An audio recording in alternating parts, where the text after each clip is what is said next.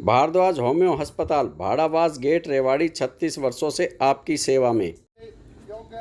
मानेसर में कई दिनों से चल रही महापंचायत को रविवार को योगेंद्र यादव ने संबोधित किया।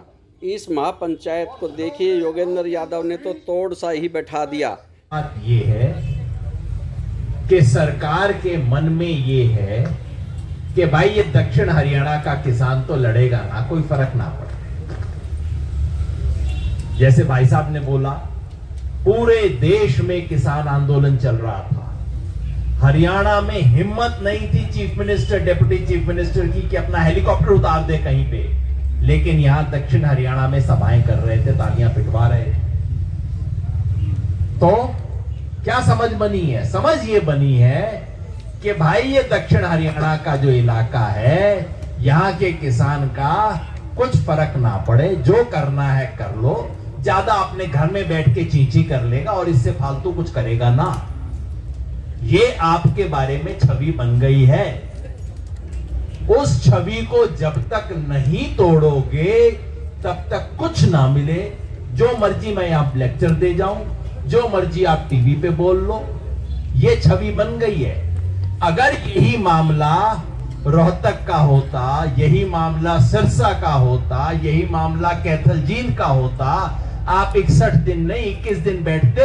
मैं तो समझता हूं दूसरे तीसरे दिन मामला सुलझ जाता, क्योंकि वहां सरकार को पता है कि यहां का किसान खड़ा हो जाएगा, भाई तेरी खाट खड़ी कर देगा। ये उनको समझ आ गई है। हमारे इलाके के किसान ने ये संदेशा आज तक नहीं दिया है। बात कड़वी लगे तो माफ कर देना, बेटा हूं आपके इलाके का, सच बोलना मेरा धर्म बनता है। और इसलिए आज इतने सब साथियों को देख के, खास तौर पे अपनी बहनों, माताओं, बच्चियों को देख के मेरे को बड़ा हौसला आ रहा है कि चलो, और कुछ हो ना हो, इस इलाके के महिलाओं ने बैनर उठाना तो सीख लिया है, हाथ उठाना तो। बहन जी जरा उठा के दिखाओ ये बैनर। ये हुई ना बात, बहनें हाथ खड़ा करें, ये हमारी सबसे बड़ी ताकत है। इससे मुझे ज्यादा हौसला मिल रहा है। सच्ची बात बताऊं आपको, कह रहा मैं कड़वी दो एक बात कह दूंगा, सच्ची बात ये। अब इनसे प्रेरणा लेके हम भी जरा खड़े हो जाए। जिस घर से एक महिला आई है, उस घर परिवार से अगर 5 आदमी ना बैठे तो लानत है उस परिवार पे। क्या मिलेगा हमारे को? कुछ ना मिलेगा।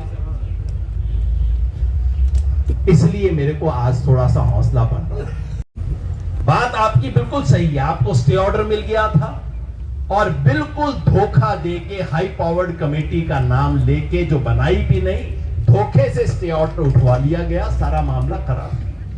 आपका कागज पे केस बहुत अच्छा है, कोर्ट कचहरी में जरूर जाइए, लड़िए।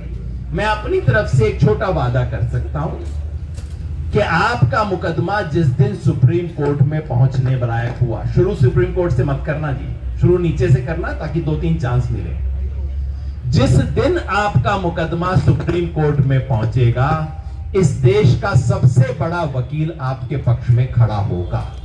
यह मैं वादा आपको करता हूं। मैंने पहले भी बोला था आपकी कमेटी को, और मैंने प्रशांत भूषण जी से भी बात भी की है, दुष्यंत दवे जी से भी बात की है। देश के सबसे बड़े वकील यही माने जाते हैं। जिस दिन आपका मामला सुप्रीम कोर्ट में पहुंचेगा, ज्यादा मेरे बस की बात ना है भाई, लेकिन इस देश के सबसे बड़े वकील जो जज की आंख में आंख डाल के बात करने की हिम्मत करते हैं, क्योंकि हिम्मत चाहिए इस काम में, उससे होगा नहीं खाली, वो वकील आपके पक्ष में खड़ा होगा। लेकिन आपको तय करना है। लेकिन असली लड़ाई है जमीन की लड़ाई। आज तो बहुत अच्छा है, देख के बहुत अच्छा लग रहा है, लेकिन ऐसी लड़ाई आपको महीनों तक चलाने की तैयारी करनी होगी। क्या उसकी तैयारी हमारी है? सोचो जरूर। बहुत अच्छा भाई, देखो मैं सच्ची कह रहा हूं, इस इलाके में हमारा इतिहास तो है बहुत बढ़िया। इतिहास तो हमारा राव तुलाराम का है, इतिहास हमारा रेजांगला का है, इतिहास हमारा करगिल में लड़ने का है, टाइगर हिल्स का। लेकिन हमारा वर्तमान थोड़ा ऐसा ही है। तो लड़ने की हिम्मत अगर हम जुटा लें, ये तय कर लें कि जब तक ठीक रेट नहीं मिलेगा, मतलब हालत ये है 4 गुना कह के 4 गुना से भी मुकर लिए लोग। कानून बना दिया। अरे सरकार का काम है किसान को थोड़ा बेहतर दिलवाना, ये 4 गुना को भी कम करवा दिया इन लोगों ने। 91 लाख दे रहे हैं। मैंने पूछा भाई 91 लाख से कितने गज का प्लॉट मिल जाएगा मानेसर में? कहते हैं भाई 55 का दिया है, बाकी तो इंटरेस्ट है। आज की तारीख में 91 लाख मिल जाए तो कितने गज का प्लॉट मिलेगा? मेरा भाई कह रहा है 100 गज का प्लॉट ना मिलेगा। तो 1 एकड़ जमीन दे के 100 गज का प्लॉट ना मिले, वो आपको दे रहे हैं। इससे बड़ा मजाक क्या हो सकता है? और अगर लड़ाई तभी होगी जब आपकी कमेटी एक बन जाए। आपने बना रखी है कमेटी की तरफ से। जो आपकी मांग है, एक सम्मानजनक मुआवजा हो, नहीं तो जमीन को छोड़ेंगे नहीं, जमीन को 1 इंच लेने नहीं देंगे। और आपने जो कहा है कि नजदीक में जो छोटे रिहायशी प्लॉट है उसको उसमें से छोड़ा जाए। जो आपकी मांग है बिल्कुल जायज है। मैं सिर्फ एक वायदा करता हूं, इस देश का संयुक्त किसान मोर्चा इस वक्त देश के किसान आंदोलन का सबसे बड़ा मंच है। और आज उस संयुक्त किसान मोर्चे की संयोजन समिति के जो 5 सदस्य हैं, उनमें से इस इलाके का बेटा एक सदस्य है। अगर आप पूरा मन बनाओ, अपनी कमेटी की तरफ से एक मत का प्रस्ताव करो, तो आपके काम को ऊपर उठाना, संयुक्त किसान मोर्चा को आपके साथ खड़ा करना, यह मेरी जिम्मेवारी है। लेकिन यहां जमीन पे खड़ा होना, डट के लड़ना और टिकना, यह सोचे कि 4 दिन में हो जाएगा, 4 दिन में कुछ ना हो जी।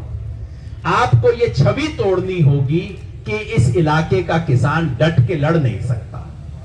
आप लड़ो, और आप लड़ोगे तो सिर्फ आपके लिए नहीं भाई साहब, आप ये पूरे दक्षिण हरियाणा के किसानों के लिए रास्ता खोलने का काम करोगे। तमाम ऐसे काम हुए हैं। मैं धन्यवाद करता हूं, साधुवाद देता हूं, प्रणाम करता हूं इस इलाके के किसानों को।